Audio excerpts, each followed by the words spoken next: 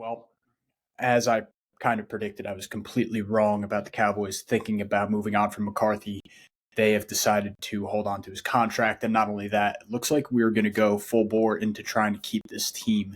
What does that mean for the Cowboys, and how are we going to fill our roster? Danny and I are going to break it down. Let's get into it.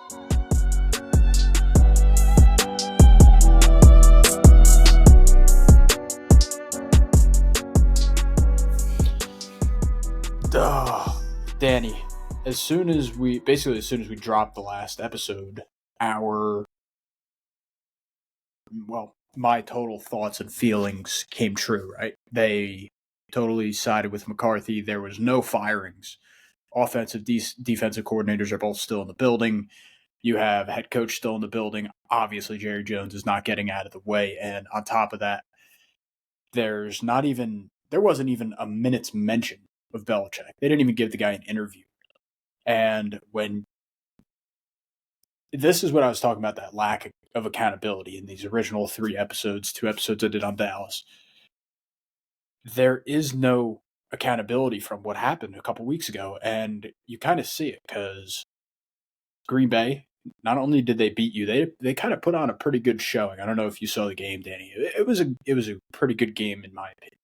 They had opportunities to win the game. I think San Francisco pulled it out by the skin of their teeth, but I do not think that they really won that game. I think the Packers lost that game, which goes to show that the Packers were really underestimated by everybody, and especially by the Dallas fan base. But I think it more importantly shows the lack of preparation that Dallas had in getting their asses handed to them the way that they did just a few weeks ago.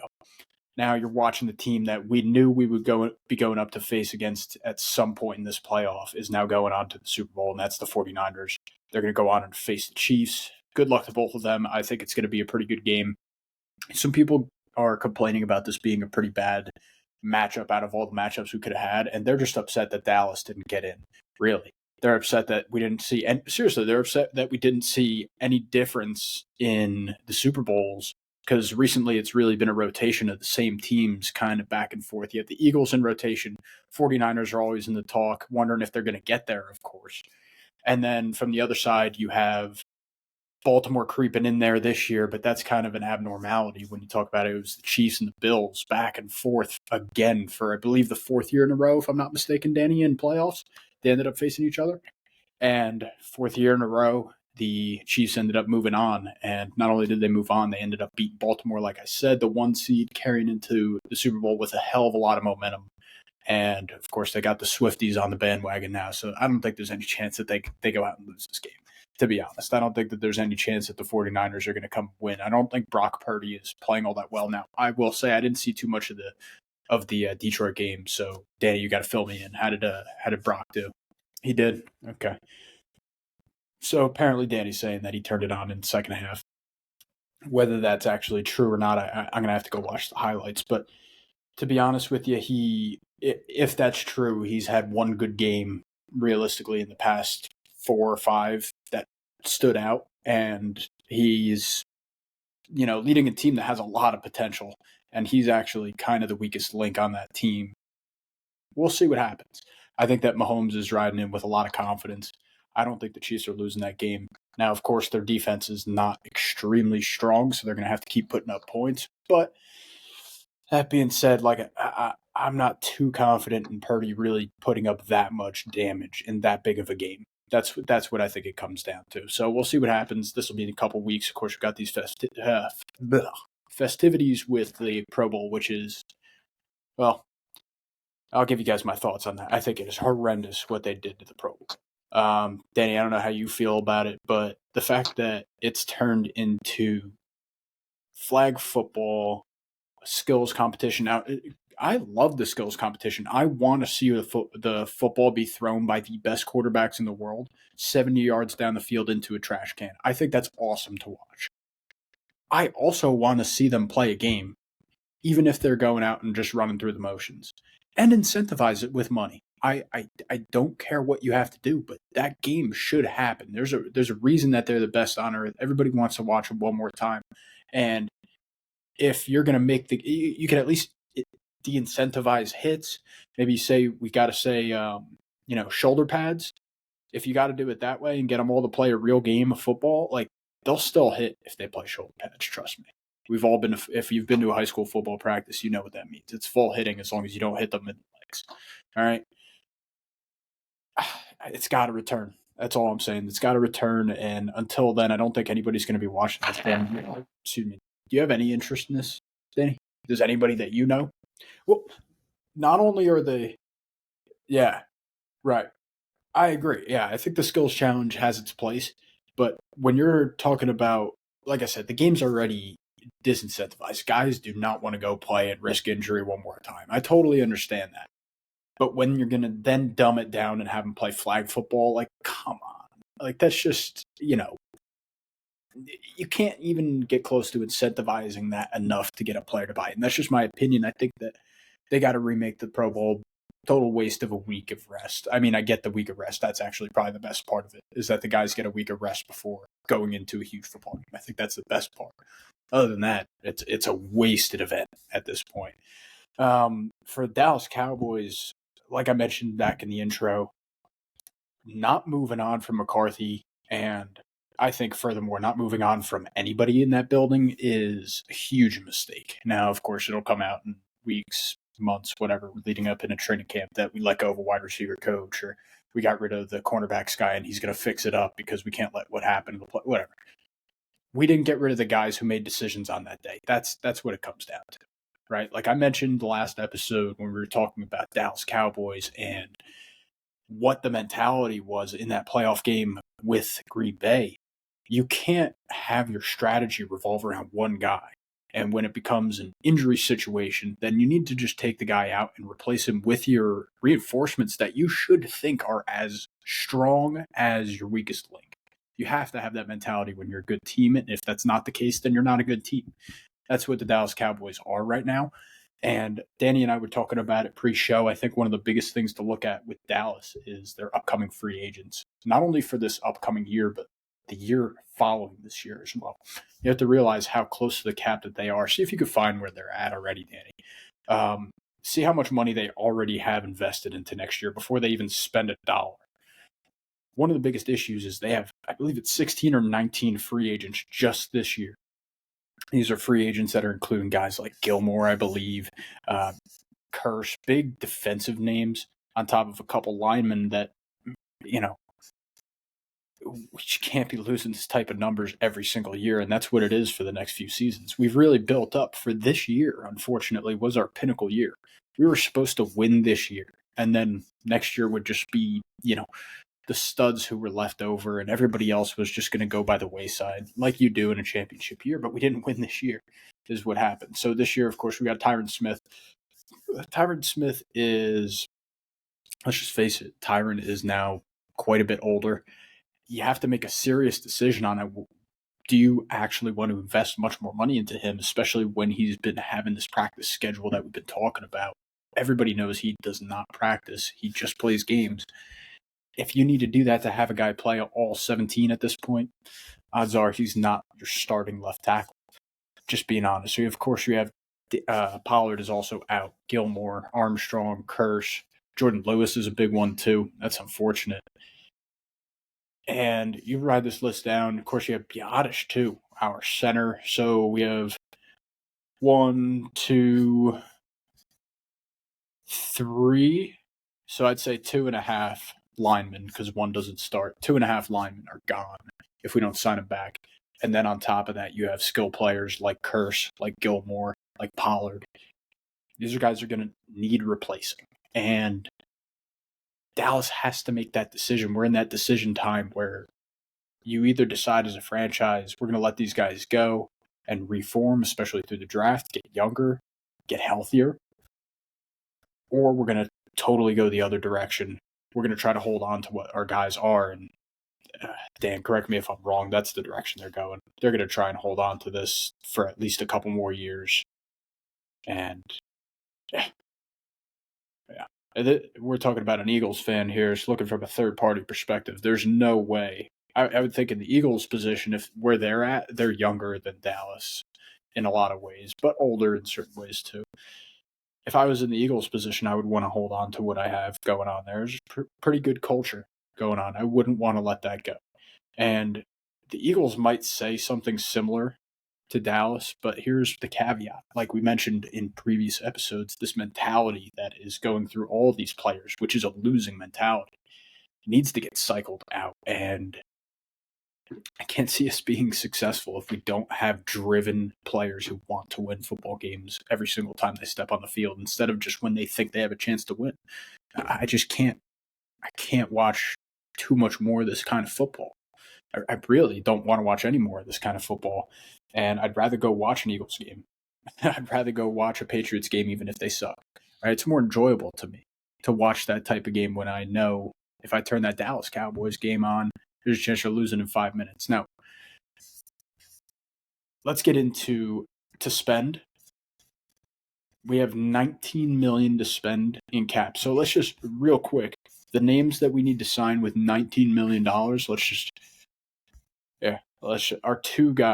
top two guys go over that $19 million. Let's just put it that way. We got Tyron Smith, Tony Pollard, Stephon Gilmore, Dorrance Armstrong, Jaron Kearse, Jordan Lewis, Dante Fowler. I don't even know who that guy is. Not going to mention him. We got Hankins. Hankins is a big one. We can't lose him, right? He's our biggest guy on defense, and we're not getting anybody bigger unless someone's in the draft. Normally, we know how those guys tend. Neville Gallimore, Rico Dowdle, Biotish. Okay, just our top three guys there, Gilmore, Pollard, Tyron, that's $30 million right there. At least one of those names needs to go, and another one needs a pay cut if we're going to keep any of these guys. That's the reality. That's the reality as Dallas fans. That's the reality of guys looking at us around the league. How does that sound to you, Danny, as an Eagles fan? That sounds like you're licking your chops. Cowboys are falling off. You're not even going to have a contest in a year or two because, let's face it, 2024 and this free agency that we're looking at now is nothing compared to the next year's when you look at the talent drop off.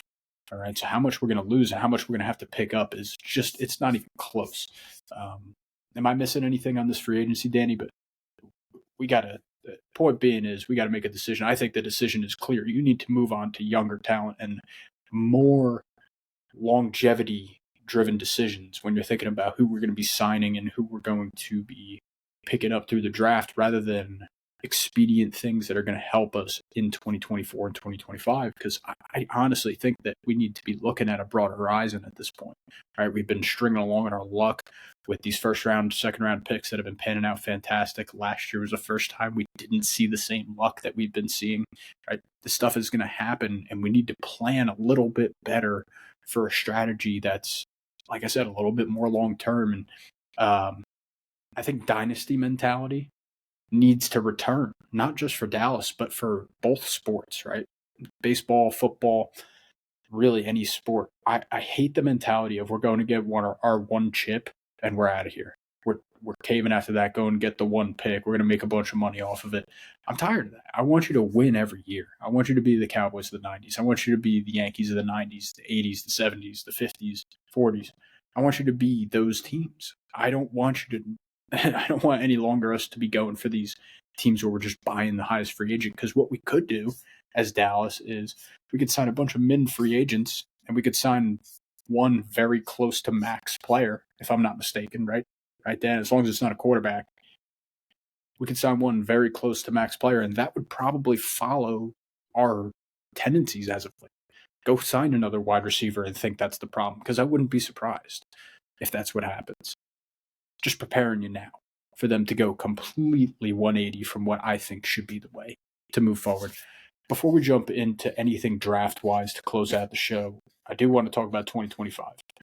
This is where Cowboys fans and I guess people around the league, depending on how your point of view is, you're either scared of this day or you are licking your chops. Like I said, you are absolutely loving this. Listen to this class that's going to be coming out of Dallas going into free agency.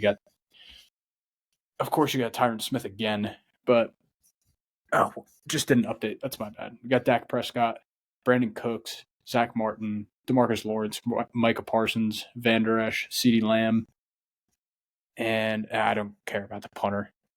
Backups. Odigizua, I like that guy. And Marquise Bell, again, a few of these guys are just repeats, so I don't want to say them, but you catch my drift. Our top there is we got $40 million from Dak Prescott. Brandon Cooks is making 19. Zach Martin making 18. DeMarcus Lawrence making 13. Micah Parsons is going to be making the max. Understand that there's no way, no chance that Jerry Jones lets Micah Parsons walk. Absolutely zero. And I wouldn't want him to either. But knowing that, we need to understand some of these guys are getting chopped off the block. It's just a reality. There's no way we can hold on to them. Jerry hasn't found a way to break the news to us yet. My suggestion to him would be, don't let these contracts get to their end. Try to make a deal. Otherwise, we're going to be sitting on a lot of valuable assets for somebody else to get a ring again, right? Why not, as we have this opportunity, let's look ahead knowing that 2025 is not going to be our year, nor is 2026 more than likely unless we change our direction right now. Realize that. Change. Let's move in a direction to plan for 2025 completely. Think about who we might want to cut, who we might want to trade away as they still have value, rather than pushing next year. Get another, next year, I don't think we're getting a 12-5. I think we're getting 11-6, 10-7 if we play our cards right. Because think about it, we have to lose somebody. Unless we have a ridiculous draft class this year, we're losing talent. Let's just face it. Now, Daniel, let's close out this really upsetting Dallas Cowboys season. Let's try to shine a little bit of light. Who is our draft candidates? Who have you been looking out for? Okay. I want to hear, first of all, I don't care if the Cowboys are going to do it or not. Late first round, second round quarterbacks. Who do we got? He's going to go. So Caleb Williams is absolutely going number 1. That's just a fact. He's going number 1 or number 5, top in there. There's no way he slips below 5. Okay. North Carolina. Okay. Nah, we got some guys. These are the guys I'm looking for. So J.J. McCarthy from Michigan, that's somebody that we should be targeting as Dallas 100%. Bo Nix from Oregon, 100%. Michael Pratt, Tulane, not necessarily a fan of that system, not so much. Jordan Travis from Florida State, I would definitely think about that addition. Right? Like, these are the additions that Dallas needs to think about. The guys who are on the tail end of that first round, second round draft picks that, listen, those are our quarterback picks. There's nothing wrong with taking a quarterback that's not number 1, to be honest. We all know. What's the rate? 7, 8 out of 10 don't pan out at number 1 when you draft a quarterback. It's a very high percentage. I'd rather draft in the middle to the end of first round and know what I'm picking as a team. Have a lot of experience with the guy. Have a lot of film on him. I like that. Not just drafting based on the fame and thinking this guy is number 1 based on the amount of crowd pull it gets.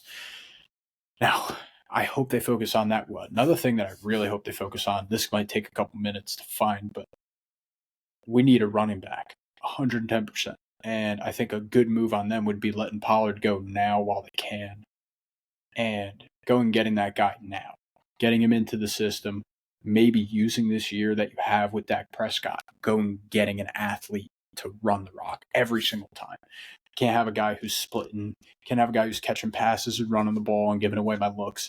I need a guy who's going to be a workhorse, something like Elliott was in his first year or two before he had any serious injuries. Or when you talk about DeMarco Murray back in the day, and of course calling back to Emmitt Smith before I could even remember. When you watch these guys dominate the football when they own it, that's the type of running back that we need. Danny, who do we got that's in the category? Anybody this year? Yeah. Another one out of Michigan, Blake Corum. Dude, we got no good-looking running backs. There's not even one first-round projection. All right. Well, I did hear one thing in your list there, so Danny's rattling off some prospects that we could get. Said we have some offensive tackles. That's something that we need to address immediately. All right. Obviously, getting rid of Lyle Collins. Totally respect the move. Saving a lot of cap there. Didn't replace him with a great replacement. We need to go and replace him, and also need to replace Tyron Smith. Like we were mentioning before, he's a lot of cap. They're more than likely going to work out a deal with him, especially an injury deal where, if you don't play, you don't get paid, that type of thing, because apparently that's a thing in football I had no idea about. That being said, you can't have that as your number one option. He can't be your go-to guy at left tackle. We need someone who we're going to rely on, someone who's going to practice with our quarterback and our running back every day and get them used to their style of blocking. Even if you're going against dummies, it helps to know a guy's footwork. It helps to know a guy's tendencies. And I just think what they're doing with Tyron is a total mistake in planning and coaching. Did you mention that we had a couple of front-end guys on defense as well, Danny? Possibly available? See, we could really use a linebacker. And one of the big question marks for Dallas heading into this year, 100%, it's got to be said. I think that people don't want to talk about it because it's a scary situation, but we have to talk about it. Van Der Esch is a really big question mark for us. Not only is he an expenditure cap-wise regardless, it's also, you're talking about a man's life at this point. Right? The injuries that he's dealing with are, I believe I'm not mistaken, all neck and back related spinal issues. When you're talking about these type of issues, you don't want to be putting a guy who can't play on the football field. I just got to be honest. There's been multiple scenarios like this in football, and it just scares me to death.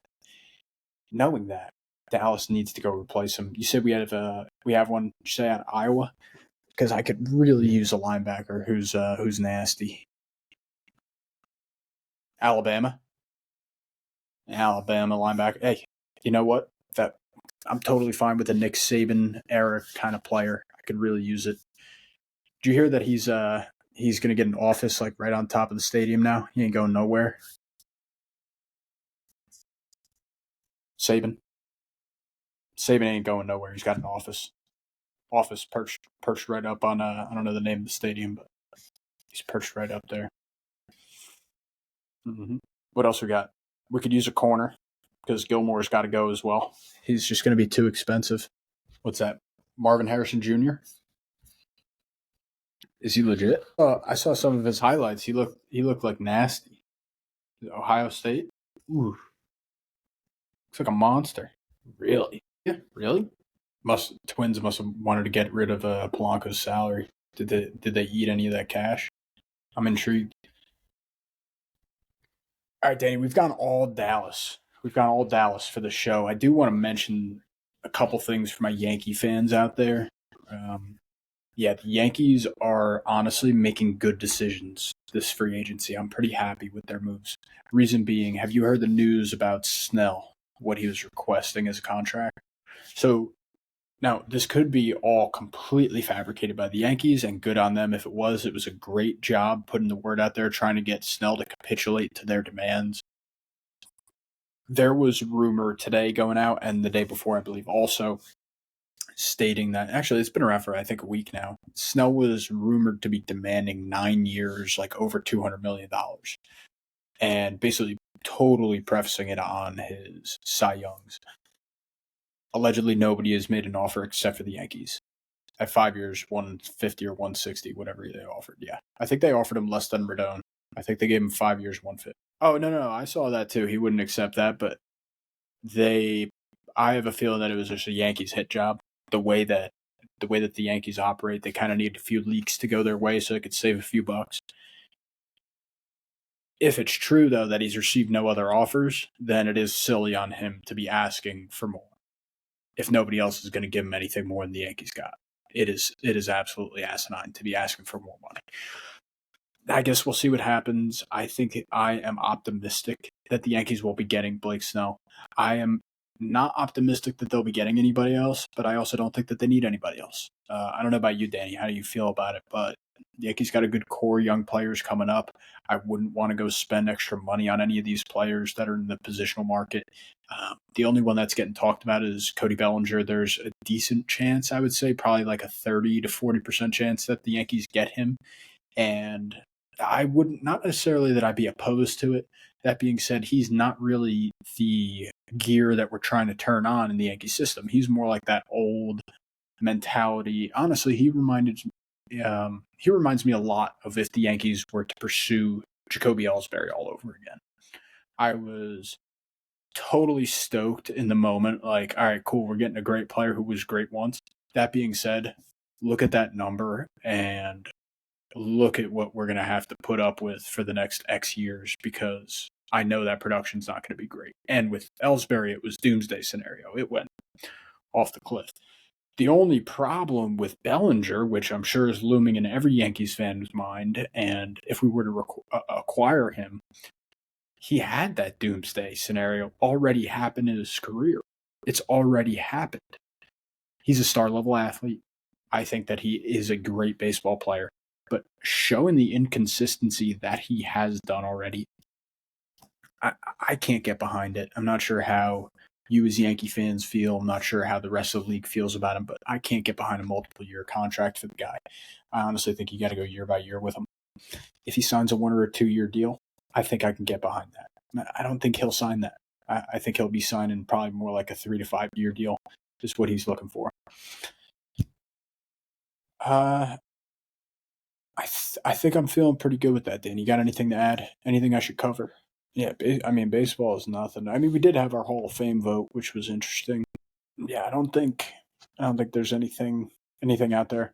I think for next episode, we will build an actual draft list. I think we'll, for at least myself, Daniel, go through a little bit what we think the draft picks are going to be for a possible future for the Cowboys and something that we can build upon. Hopefully we can find something that resonates with that future goal that we were talking about earlier, right? So we definitely need some help in the offensive line. We need help at the athlete positions on defense for sure, safety, cornerback, and we definitely need to be looking for a future quarterback. And I think that should be a high draft pick for the Cowboys this year. See what we could find. See if we could find somebody who makes up. I got my eyes on that guy from Michigan. I think that's going to be a good call. Other than that, Danny and I are signing off this week. Go make sure that you hit us up on YouTube. Go hit us up on, really the biggest thing is go hit that review button on Spotify. Go hit that rate Spotify. Once that number goes up, once we're close to other shows, it makes other shows think that we're on their level. It makes people think that we're on that level. And then they come and listen. Without anything else, Sal Sante, pitch and pass. I'll see you guys at some point next week.